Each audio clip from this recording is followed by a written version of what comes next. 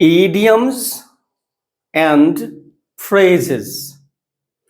अंग्रेजी सीखते समय ये दो वर्ड्स idioms और phrases हमारे सामने आते रहते हैं। What's the difference between these two words, idioms and phrases? क्या अंतर है दोनों में? आज हम लोग यही पढ़ने वाले। Hello friends, welcome to my new video once again. Let's start learning the difference between idioms and phrases. Idioms का अर्थ होता है शब्द का ऐसा समूह जिसका सामान्य अर्थ नहीं निकलकर मुहावरेदार अर्थ निकलता है, यानी जैसा दिखता है वैसा अर्थ नहीं निकलता है, फिगरेटिव मीनिंग निकलता है। और फ्रेजेस का मतलब है कि ऐसा शब्द समूह जिसका सामान्य अर्थ निकलता है, लिटरल मीनिंग, फिगरेटिव मीनिंग। अब देखिए उदाहरण से समझते हैं। कैट्स एंड डॉग्स दिख रहे हैं कुछ और अर्थ निकला कुछ। मूसलाधार बारिश हो रही है। It's raining cats and dogs. तो यह दिखता जैसा है उससे अलग अर्थ निकला, तब यह हो गया ईडियम। एक से ज्यादा है तो ईडियम्स और एक है तो ईडियम। कैट्स एंड डॉग्स एक ईडियम है।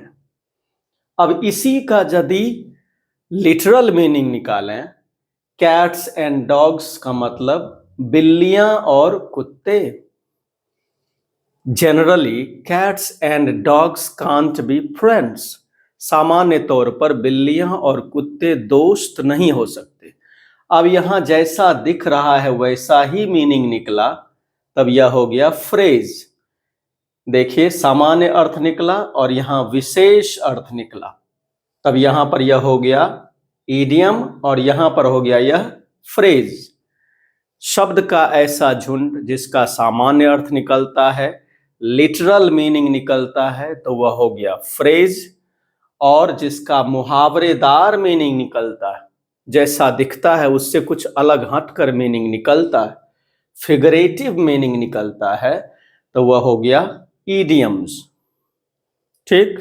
A group of words which has figurative meaning, तब क्या हुआ idiom।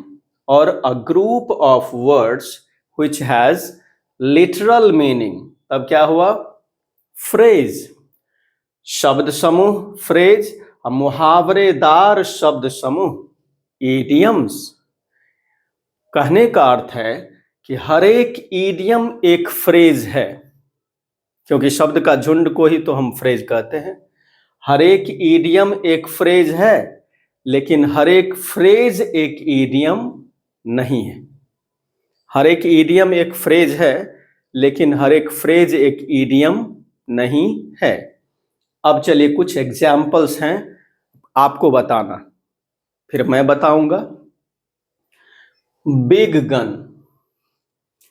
बिग गन दिखता तो है कि यह बड़ा बंदूक, लेकिन इसका अर्थ विशेष है दबंग आदमी।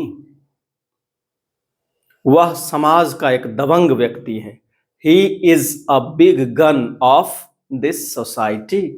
तो बिग गन का अर्थ विशेष निकला, तब यह हो गया ईडियम।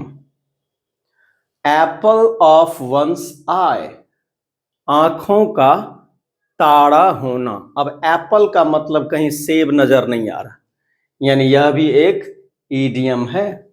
वह अपनी मां के आंखों का तारा है। He is an apple of his mother's eyes। आगे चलते हैं। इन द मॉर्निंग का मतलब सुबह में, तो लिटरल मीनिंग है, जैसा दिख रहा है मीनिंग वैसा ही निकला, तो यह हो गया फ्रेज। ये दोनों भी फ्रेज है, लेकिन स्पेशल मीनिंग वाले फ्रेज हैं, इसलिए ये दोनों इडियम्स हैं। फिर नीचे चलते हैं।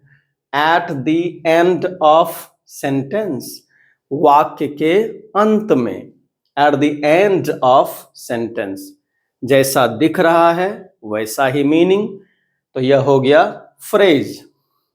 और अ रेड लेटर डे, महत्वपूर्ण दिन, जैसे 15 अगस्त इंडिया के लिए क्या है, एक रेड लेटर डे, ठीक। अ रेड लेटर डे, यह दिखता कुछ है, रेड मीन्स लाल का कोई अर्थ नहीं निकल रहा, तो यह एक ईडियम है।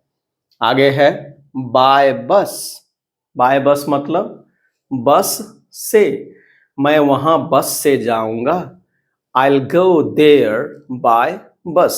अब बताइए बाय बस एक ईडियम है या एक phrase? Let me know in the comments. सीखते रहिए इसी तरह से। फेसबुक पेज पर हैं तो फॉलो करें, यूट्यूब पर हैं तो चैनल को सब्सक्राइब करें, वीडियो को लाइक करें, शेयर करें, बेल आइकन को दबाना ना भूलें ताकि आपको सारे वीडियोस के नोटिफिकेशंस मिलते रहेंगे। Thanks for watching.